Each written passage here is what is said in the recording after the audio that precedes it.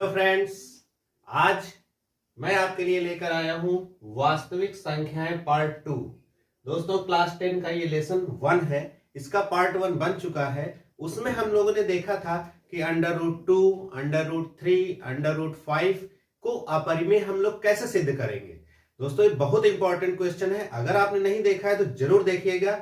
आज हम पार्ट 2 में सीखेंगे, सिद्ध कीजिए 2 + √3 या √3 - 5 या 5 + √3 एक अपरिमेय संख्या है, इसको कैसे सिद्ध करेंगे। अगर दोस्तों इसको सिद्ध करने में आपको थोड़ी सी भी प्रॉब्लम है तो बने रहिएगा इस चैनल पर, इस वीडियो में। और आपका स्वागत करता हूं मैं विजय राय, सत्य साई क्लासेस पर।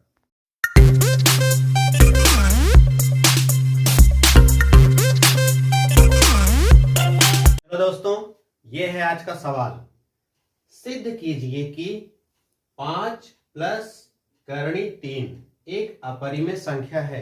दोस्तों, ये सवाल आपने बहुत बार अपने बुक में देखा होगा, सॉल्व करने की कोशिश भी किया होगा।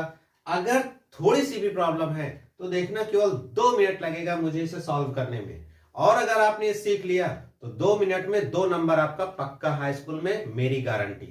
तो देखो दोस्तों, इसको करना क्या है, बिल्कुल हलवा हलवा हलवा सवाल है ये। देखो, हम इसके पहले भी बता चुके हैं कि अगर आपको करना है अपरिमेय तो दोस्तों करना होगा परिमेय। हम उल्टा रास्ता चलेंगे। तो कैसे इनको करना है अपरिमेय, तो हम चलेंगे उल्टा रास्ता। क्या उल्टा रास्ता है अपना? माना, क्या मानेंगे आप? ये 5 + करणी 3 एक कैसी संख्या मानेंगे आप? परिमेय मान लेंगे। परिमेय संख्या है। कैसा मान लिया भाई? परिमेय संख्या है। ठीक। अब आपने तो मान लिया कि परिमेय है, लेकिन करना है अपरिमेय। तो अगर कोई चीज परिमेय है तो उसकी वैल्यू P/Q होनी चाहिए ना। हाँ, तो 5 + करणी 3 बराबर क्या होना चाहिए भैया? P/Q। अब आपको P/Q की वैल्यू भी देनी है कि क्या है आपका P और Q। तो यहां बताना पड़ेगा थोड़ा सा आपको। जहां P तथा Q कैसा है? सह अभाज्य। कैसी संख्या है?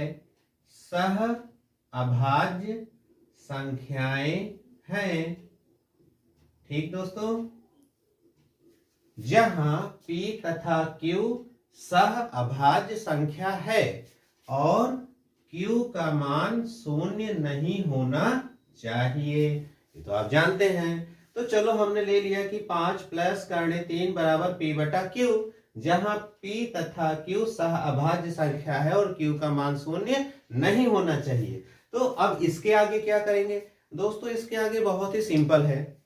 इन दोनों में एक तरफ अगर करणी नहीं है और दूसरी तरफ करणी है, चाहे वो आगे हो चाहे वो पीछे हो सकता है ये सवाल ऐसे आ जाए कि करणी 3 + 5, यानी करणी 3 पीछे हो सकता है, आगे हो सकता है, यहाँ प्लस हो सकता है, माइनस हो सकता है, उससे कोई फर्क नहीं पड़ता है।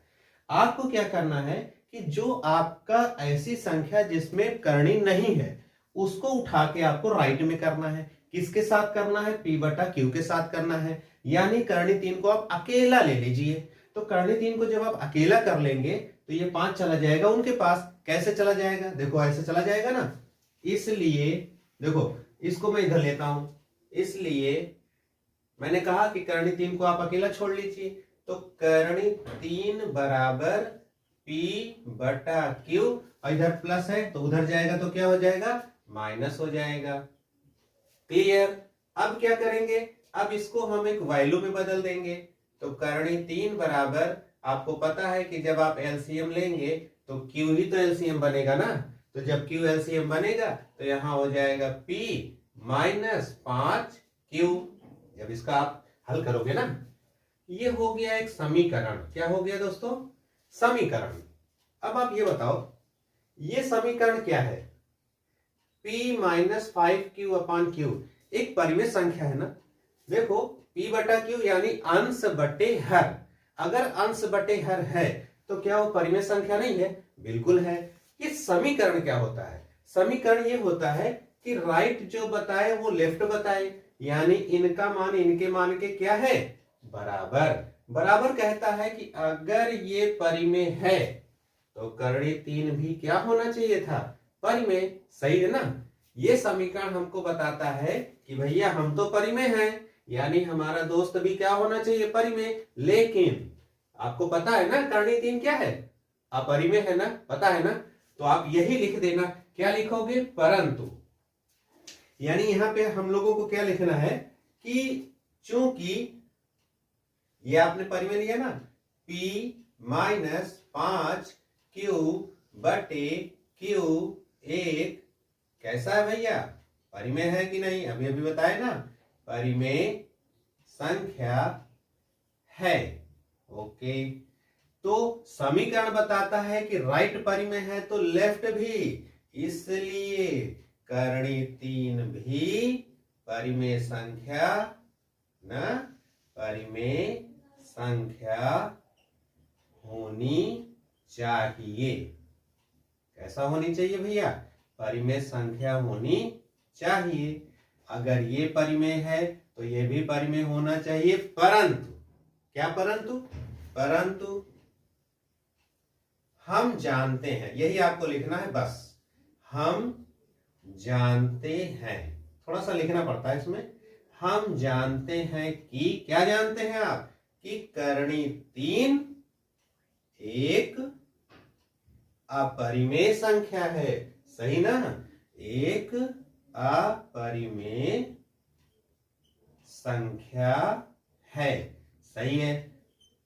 अगर थोड़ा सा भी आप इसके बारे में जानते हैं, इस लेसन के बारे में, तो आपको पता होगा कि करणी 3 एक अपरिमेय संख्या है। अब देखो, ये परिमेय था तो ये परिमेय होना चाहिए, परंतु अब उल्टा देखो, ये हो गए अपरिमेय, तो जब ये अपरिमेय हो गए तो ये भी अपरिमेय हो जाएंगे। तो कुल मिलाकर केवल ये लाइन आपकी बता दी कि भैया आपकी कल्पना गलत, इसलिए हमारी कल्पना गलत है। हमारी कल्पना कैसी हो गई, गलत हो गई ना, गलत है। और कल्पना क्या थी, कल्पना थी परिमेय, और हम हो गए गलत। तो जब गलत हो गए तो परिमेय का उल्टा हो गया, ये आपका क्या हो गया, अपरिमेय। इसलिए 5 प्लस करणी 3 एक कैसी हो गई संख्या, एक अपरिमेय संख्या है। एकदम हलवा सवाल खत्म हो गया। तो उम्मीद है समझ में आ गया होगा। एक बात यूं देखो, माना 5 प्लस करणी 3 एक परिमेय है, परिमेय को मानना पड़ेगा। परिमेय मानेंगे तो फटाफट P बटा Q बताएंगे। P बटा Q लेने का मतलब है कि उसका वैल्यू बताइए। P तथा Q सहभाज्य है, Q बराबर 0 नहीं है तो आता है। अब हमको क्या करना है, इसमें जिस पे करणी नहीं है उसको राइट कर देना है, फिर उसका एलसीएम ले लेना है, समीकरण बना लेना है। समीकरण बनाने के बाद आप लिखोगे कि ये वाला परिमेय है राइट साइड, तो लेफ्ट भी परिमेय होना चाहिए। परंतु हम जानते हैं कि करणी 3 एक अपरिमेय संख्या है, तो भैया ये अपरिमेय है तो अपने आप को भी क्या कर देगी, अपरिमेय संख्या हो जाएगी। करणी 3 एक अपरिमेय है तो इसको अपरिमेय हो जाना चाहिए, परंतु आपने क्या लिया था, परिमेय, जो कि गलत। यानी आपकी, यानी हम लोगों की कल्पना हो गई गलत। तो कुल मिलाकर 5 प्लस करणी 3 एक अपरिमेय संख्या है। ये रहा हमारा आज का सवाल। उम्मीद है समझ में आ गया होगा। समझ में आ गया है तो लाइक करना मत भूलना, दोस्तों में शेयर कर देना और चैनल को सब्सक्राइब जरूर कर लेना। मैं मिलूंगा अगली बार।